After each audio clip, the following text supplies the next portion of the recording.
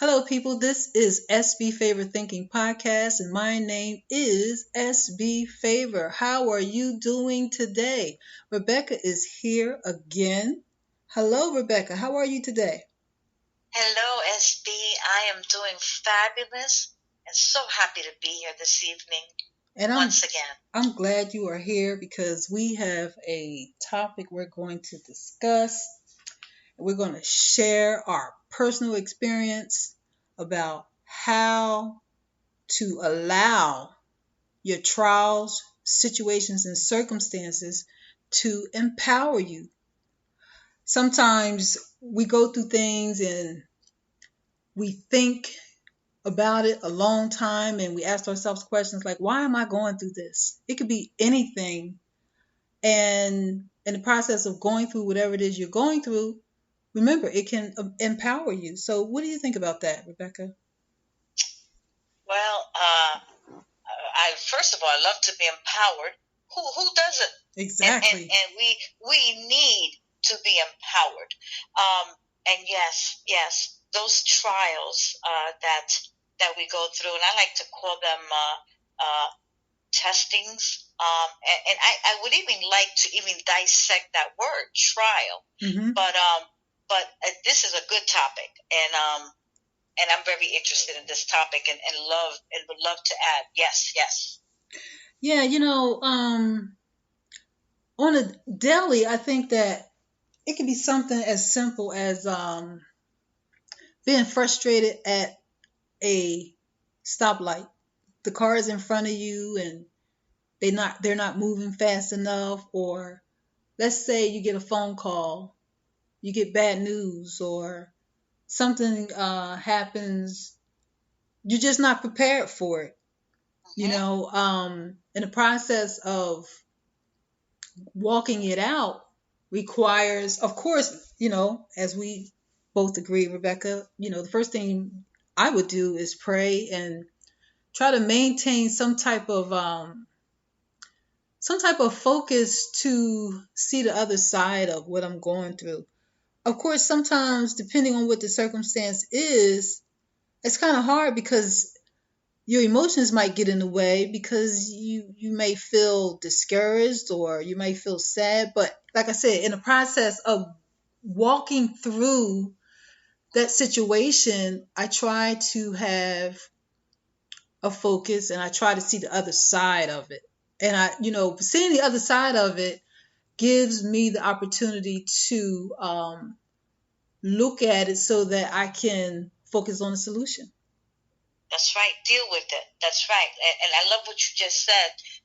Seeing the other side of it. Mm-hmm. I love that because that's true.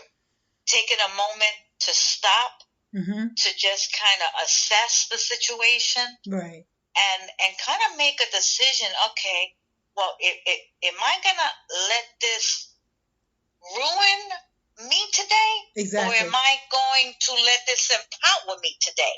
Exactly, and that's my point, because when you go through something, first of all, being real about it, you never know how you're going to react to anything that happens, right? I mean, of course, we have to be very realistic about it, because when something happens, like I said, you just never know how you're going to react, but you can at that point think, and like you said, tell yourself, do I want to be empowered by this, or do I want to be ruined by this? And so, like I said, the best thing to do is make sure you pay attention to looking at the other side of what can possibly happen. Even though, I mean, it could be a bad situation, but you still can look at the other side of it. Like I was saying to you earlier, Rebecca, I was talking to you about how one day I was in a meeting online and my computer completely crashed. And when my computer crashed, I could no longer participate in the meeting. And of course, when I was able to log back in, the first thing my superior said to me was, "Where were you for the last 10 to 15 minutes?" And of course, I had to explain to her what happened. But I was totally upset and frustrated that my computer crashed. But at that moment, once I completed the meeting on another computer, um, I was able to tell myself, you know what, I need to just continue to stay happy and stay focused, because being sad and being discouraged, that wasn't going to help me to resolve the computer issue. That's right. So, I mean, tell me about a time, Rebecca, that you may have experienced something and you had to decide, I'm not going to let this ruin my day. Well, one big, huge situation that happened a few weeks ago was that my son, my eldest son, was hospitalized. Mm-hmm. He's okay now, but he has a dog. Okay, Mm-hmm. And for those dog lovers out there, and many people who have a dog, they're a second person. They're part of the family. Right. And I remember particularly, due to the COVID-19, I couldn't go to the hospital to visit him. Mm-hmm. But I had to, I offered to feed the dog. I said, okay, I'm going to go and feed the dog and take him out. Mm-hmm. And then I'm going to go about my day, right? Now, for those of you who may or may not know, I also have my granddaughter for the summer. Mm-hmm. So we go and we take care of the dog. And when I left, closed the door, he started crying. Oh, Lord. And barking and crying. Uh-huh. And I keep on walking, and I says, well, I have things to do today. Right. This is a day that I'm going to do this, and I have all this planned. Right. And I walk as far to the car, and I could hear him all the way to the car. And I said, I can't do this. I cannot let this dog, who misses his owner so much, by the way, who was not going to be home, right, for another couple of days. Oh, wow. So I went with my granddaughter, and we took the dog and took his leash, and we left. Wow. And we went, and some people who love dogs, but you love dogs from afar, right? Mm-hmm. Now, when a dog comes into your car, what happens? You get hair all over your car, okay? So I started to feel the tension, right? And so we got the dog. By the way, he cried all the way home, here to my home. Mm-hmm. And then when we got out the car, he wouldn't get out the car. So now here I am trying to get him out the car. Then he goes underneath the car. Then I'm trying to get him underneath the car to get out the car. Right. Okay. So I started feeling stressed. I started to feel tense, because I said, wait a minute, this is not in my plan today to have a dog here. And he's not a little dog. He's a big dog. Right. Okay. And I started getting upset. And then, of course, we want to bathe the dog, because you want a clean dog in your house. Right. And the dog didn't want a bath. Oh. So he didn't want a bath. And I tried to bathe that dog, but I gave him a sponge bath at the end. So when everything calmed down, I sat down and I said, wow, I need to embrace this. Mm-hmm. I need to embrace this, and I need to alter. I need to make some alterations. Okay? All right, now. So now I have a dog for the sake of my son. That's his baby. Right. My son is sick. Okay? So, all right. I went and got a couple of bowls, and I got him a big bag of dog food. And then guess what happens after you do all that? You got to walk the dog. Oh, okay? Lord. And you don't walk the dog when you want to walk him. You walk him when he needs to be walked. Okay? And I started saying, okay, well, hey, I get to go for a walk. Told my granddaughter, put your slippers on. Let's go. We're going to go for a walk. Right. And I started to think in my mind and in my heart. I said, Lord, why is this happening to me? Why am I responsible for this? This is not my dog.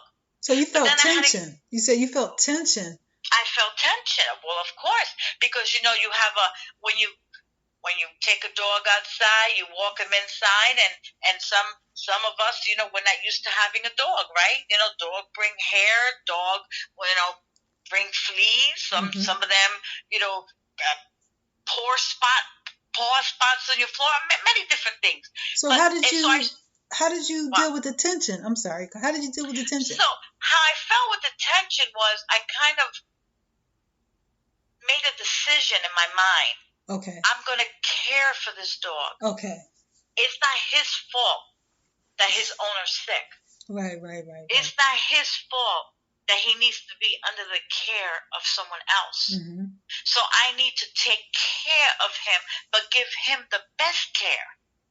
Give him the best care that I can, and I'm going to enjoy it at the same time. And we did.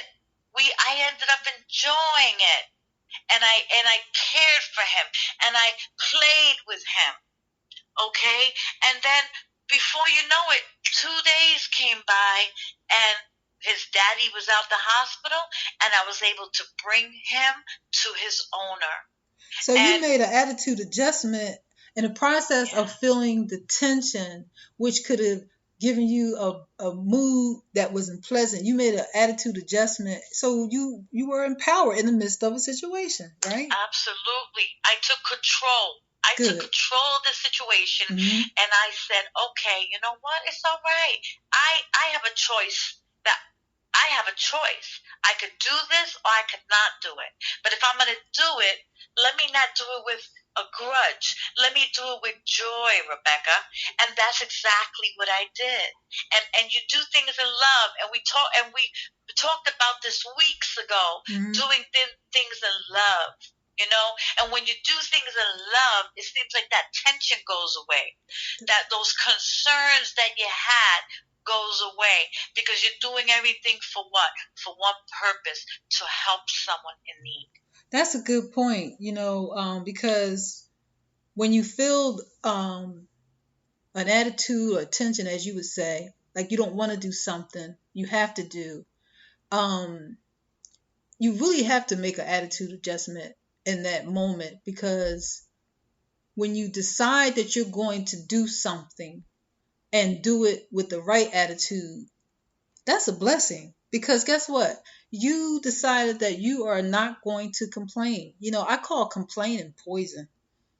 Because when you are in the midst of doing something you really don't want to do, or if you are frustrated about something and you just start complaining, you can't be empowered by complaining. You can't be empowered or even receive anything that you need in your spirit by complaining. So when you make an attitude adjustment, and as I stated earlier, when you have a focal point of getting through what you need to get through, to keep the right attitude in the midst of what you're going through, you can be empowered. Rebecca, what you said, that's a good thing, because you said, you made a decision. You made a decision to do what you had to do. Yes. I also been through things not with a dog, of course, but I mean, I've been through things where I had to drive my daughter back and forth to college 5 hours away from New Jersey to Virginia. I had to do it, constantly when she came home, and I had to move her in and move her out for 4 years, right? And right. It wasn't easy. Being a single mom and having a daughter at college, I had to work, of course, and then get off work and then drive 5 hours. That's something to complain about. Yes, that's a long drive. Yeah, I could have told somebody else, oh, you do this or do that. But at the moment, at that time, I couldn't. I had to do it because that was my responsibility. But the point I'm making is that when I had to do what was necessary, instead of complaining, I just did it. I made a decision. Like you just said, I made a decision. I need to do this. I can't say that I was completely 100% happy about it, because if I say that, I would be lying. But I can say that in the process of it, just going through that, it empowered me, because it helped me to realize that if I just do what is necessary without complaining, the process of what I need to do will be easier, because complaining wasn't going to help me, you know? So, have you ever been in a situation where you was tempted to complain, Rebecca? I mean, like you were just so tempted to complain and you didn't, or you did? Oh, absolutely. Yes, you're tempted to complain, and we might even complain, but it's not. The point is not staying there. Yeah, okay, See, that's right. The point is not staying there, Right. because for a minute there, yes, we complain. Well, why do I have to do this? Exactly. Why is this on my plate? Yes. This is not for me to do. I was gonna go shopping today. Right. I was gonna go to the beach today, or I was just gonna do something for me, right? So for that moment, yes, we do. And like I said, we start altering our thinking, and we start changing how we're going to react and handle the situation. Now, when you said about empowering, yes, we do get we do get empowered through our trials and our troubles and our problems. Yes. And we also get a sense of accomplishment, because we were able to achieve. Yes, that's right. We were able to achieve a goal, but that goal is not only for us, but it's also for others. See, so what you did for your daughter for 4 years ago, she's never going to forget that. Absolutely. And you know what? When I can think about it now, I asked you the question, were you tempted to complain? Yes, I was also tempted to complain, but you said, yeah, we all complain. I think in that moment, I complained, and like you mentioned a minute ago, yes, I started asking myself the questions, why do I have to do this and all that? But like I said, I made a decision. This has to be done. So I did what I needed to do. But like I said, when you are going through something, and it might be tough, or like I said, you might get a phone call or a situation that is an inconvenience to you. In the midst of that situation, you can make a decision. Rebecca, you said that more than once. You can make a decision to just go do what you have to do, and just be conscientious of not complaining, but just submitting to the process. Sometimes when things go wrong, or when we have to do something that's an inconvenience, sometimes it could be God's way of testing our attitude. What do you think about that, Rebecca? Absolutely. Testing. We're going to be prepared. It's a process, especially when we're walking with the Lord. We will be tested. We will be tested in regards to what kind of attitude we have, because see, we need to have the right attitude. Yes. And also, it's a testing of our conduct. Okay. Yes. When before you knew Christ, you had a certain conduct. When you found Christ, or Christ found you, right? Your conduct changes. Okay, what we used to get angry at, we no longer get angry at, right? Some of the things we used to do before we met Christ, we don't do anymore, right? So it's a testing. It's a testing to, I wanna say, perhaps a more disciplined living, a more holy living. And I think that we will be tested, and I don't know if anybody's ever heard of this, but you'll be tested by fire. It's like all these things are coming at you in all angles. Okay, and you feel like this pressure, and you feel sometimes this anxiety, this overwhelming feeling, like, why am I going through this? Or an uncomfortable feeling, because you're so used to creating your own schedule. You plan your schedule, so you want everything to go according to plan A to plan B. But sometimes things are going to happen that are going to disrupt that. Like you said, some of those trials, some of those situations, and it is a testing. It's a testing of us being refined by that fire during that testing time. Yeah, a lot of us we want greater things for our life. We pray about things we want. But what about the small things that we're tested with? That can determine if you are actually prepared for the greater things. So that's why I say allow yourself to be empowered by the things that you go through, whether it's something on your job, whether it's something in a relationship, the things that may seem an inconvenience to us, those things that might bother us, those things that we normally would get an attitude about. Make a decision and allow those things to empower you. Those things that might frustrate us, those things that might even make us angry, allow those things to empower you. And you allow yourself to be empowered by making a decision, regardless of how you feel about it. Regardless of how you feel about it, make a decision in your mind that you are going to have a different approach, a different way of thinking about the situation, a different way of functioning to be empowered.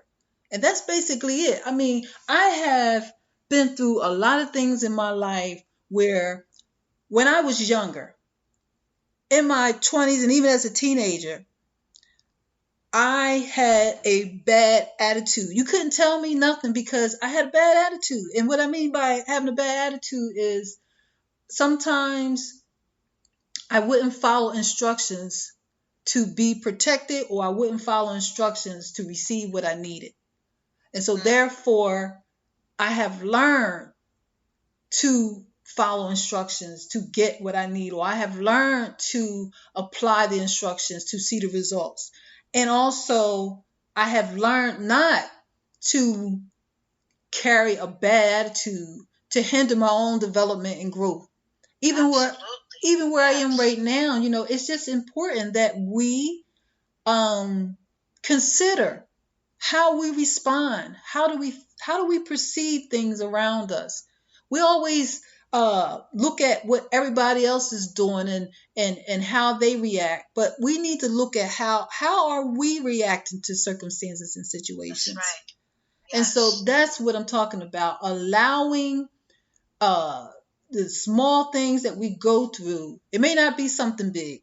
It could be something as small as somebody chewing too loud. Some people get mad at that. Some people get mad because somebody is chewing too loud, or somebody is doing something that they just don't like. A total stranger. How can a total stranger have that much power over you and you don't even know them? So what I'm saying is, in a nutshell, is decide to change your attitude. Decide to think differently about circumstances and situations to be better and to have a better approach, to be empowered. Being empowered is simply how you think about things. What has your attention? What do you give attention to the most? If you give attention to something that constantly makes you sad, if you give attention to something that constantly makes you frustrated, why are you giving attention to it? So if you don't give attention to those things that steal from you, that's another way to be empowered. What do you think about that, Rebecca? Absolutely. Absolutely, 100%. We have to, in the moment of that trial and that tribulation, move to logic sometimes and not emotions. And just remember, too, that when we're standing holding the bag and we ask, okay, now what am I supposed to do? How am I going to do this? I just remember that scripture, I can do all things through Christ who strengthens me. I could when my son was in the hospital, and I had to take my granddaughter, and now I have to make some arrangements for him. I said, okay, I could do this. I could get through this situation. That's good. God is gonna give me the strength. So what happened? I was empowered to be filled with strength. I was empowered to physically, actively move. Okay, and at the end of the day, it was finished. It was accomplished. That's and good. It's that sense of gratitude. It's that sense of accomplishment that we feel after the testing and after the trial, and that's the main thing about that empowerment right there. It is. It is fulfilling. It really, really is, because the tears may come. You may even feel a little discouraged, but in the midst of whatever is going on, you can bounce back quickly with the right thoughts. You can bounce back quickly by making a decision. As simple as that. Because you can't be empowered by sitting in a lawn chair on the beach. You can't. No. You only can be empowered by walking through situations and circumstances with the right mental thoughts. You can only walk through situations and circumstances being empowered with the right thoughts. Because just because something is going wrong doesn't mean you have to think according to the wrong that's going on. If something is going on and it's uncomfortable and it's not according to something that you expected, if you, like I said earlier, you see the other side of it and think positive, as I always say, and make a decision right in the midst of what's going on, you can be empowered. Because things are going to happen. Things are going to happen that's unexpectedly, and things are going to happen that sometimes we're just, like I said, we're not prepared for. But like I said, if you make a decision, you can be empowered by what you go through. There's no excuse. People make excuses to not get up. People make excuses to stay the same, and people make excuses not to do better. But no excuse. There's no excuse for it. What do you think about that, Rebecca? Because some people do make excuses. Of course, and I like what you said, because this is real talk here. This is real flesh and blood right here on the phone. SB and Rebecca. When you said some people don't want to get out of bed, when you feel like you don't want to get out of bed, and you feel like you don't want to face your day, I dare you, get up, stand up, and begin to have a change of thought process, and begin to speak, I'm going to have a good day. My day is going to be filled with joy. No matter what comes through my day, I'm going to make it happen today, because I'm alive, because I woke up this morning. And we have to motivate and push our own selves sometimes. So when you feel that way, and you feel like you don't want to get out of bed, because I know I felt that way many times. And not too long ago, I told you before we came on the air, the other day, I didn't want to wake up, and I felt this heaviness. And I did feel that heaviness. And I said, no, not today. Not today. I'm not going to receive this discouragement today. I'm not going to receive those thoughts of negative thoughts, or just thoughts of just gloominess. Not today. I'm going to get up. I'm going to dress up, and I'm going to make it happen today. And I'm going to have a purpose day, purpose joy, purpose peace. I'm going to make it happen today. And yes, I did feel that. I have gone through that. But we could turn it around, because remember, we can do all things through Christ, and He does give us the strength. He does. And that's why I said it's no excuse. It's no excuse to stay the same. It's no excuse to not make a decision that you're going to allow what you go through to empower you. I'm going to say that again. Whatever you go through, allow it to empower you. When you allow your situations and circumstances, tests, trials, tribulations, or whatever it is you're going through, when you allow it to empower you, you will not be the same. Life is a classroom.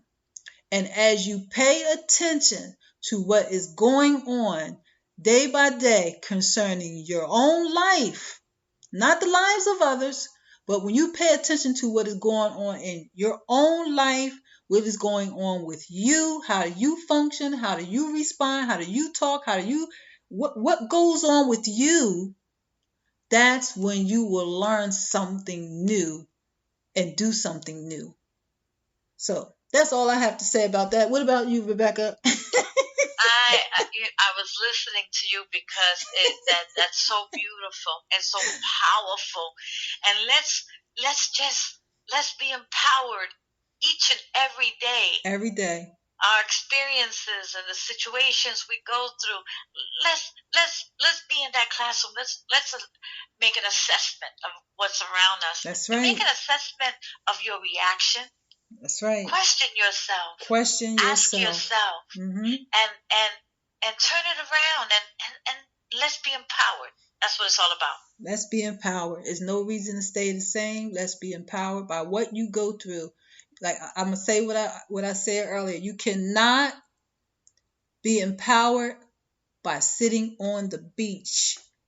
Being empowered is an uncomfortable place. How do you react when everything is going wrong? How do you react when things are uncomfortable? How do you react when there is an inconvenience? That's where the power place is. That's where the empowerment is. So, on that note, we are going to, me and Rebecca, we thank you both. Thank you. For listening. And if you need to reach me, you can reach me at sbfavor@yahoo.com. And also you can find me on Instagram, Facebook, and Twitter at sbfavor. And you can also find me on YouTube at sbfavor. Thank you so much for listening and have a good day.